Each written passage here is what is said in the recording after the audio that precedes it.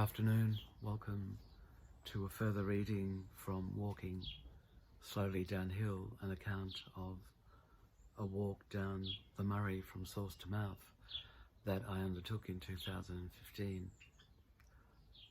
I walked along the river with permission from the elders of all the nations that have lived along the banks of the Murray since time immemorial. And I walked firstly as a stranger and as a beginner, which is what I am, and then eventually as an initiate.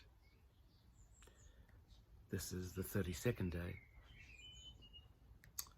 in Mildura. Another rest day while I wait for a driver to become available to get me to the departure and arrival points for the rest of the Mildura renmark walk. I sit in my kitchen paying bills, writing emails and staying in close contact with my grandson Luca, who is constantly relaying to me by phone the state of my eldest daughter, Emma. She has somehow injured her back and she's in agony. Luca called me in the middle of the night, not knowing what to do. He's 14. He's been with his mum all night and all day, and he's with her now as she lies in bed in the emergency ward of St Vincent's Hospital in Melbourne. I can hear her crying in the background as I talk to Luca. It's her birthday tomorrow. She turns 44. I turned 44 in New York in 1991. She was there with me then as a 19-year-old.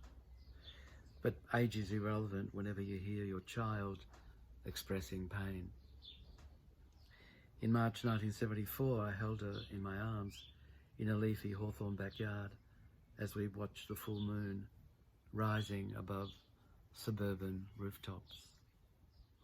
Her first word was moon. Now I hear her moaning in pain through the phone, attempting to explain her injury to doctors in a faltering voice. All I can see is her enchanted face that night 42 years ago as she attempted to comprehend, as I did, the illuminated miracle in the sky. Watching them stumble and fall, get up and then fall again. My arms feel empty.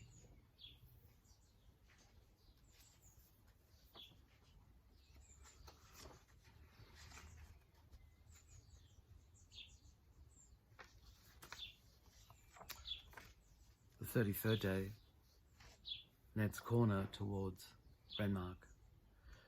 I wake very early, still dark outside, and birds sing in the elm. Today is the 49th and final day of my mother's permanence in the Bardo and Emma's 44th birthday.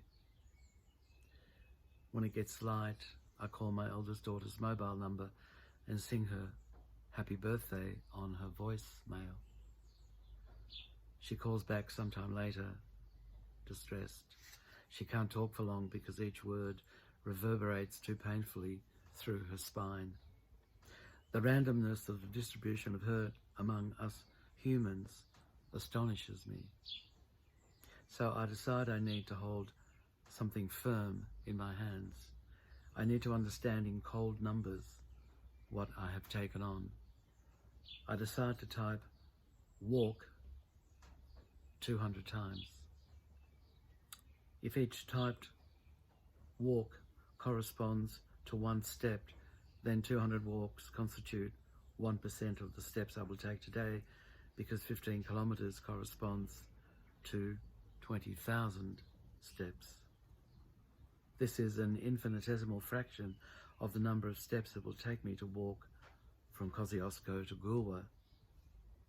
That number totals 2,475,000.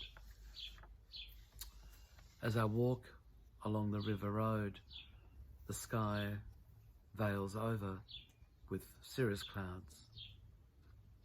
the wind blows hot from the north, and cirrus numbers cloud my mind.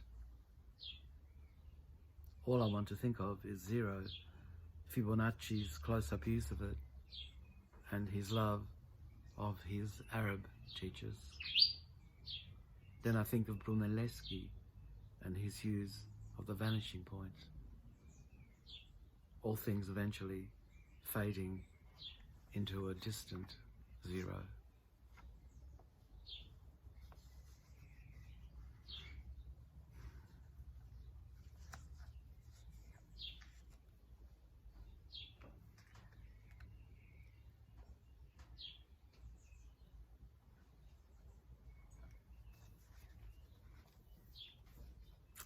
All things eventually fading into a distant 0.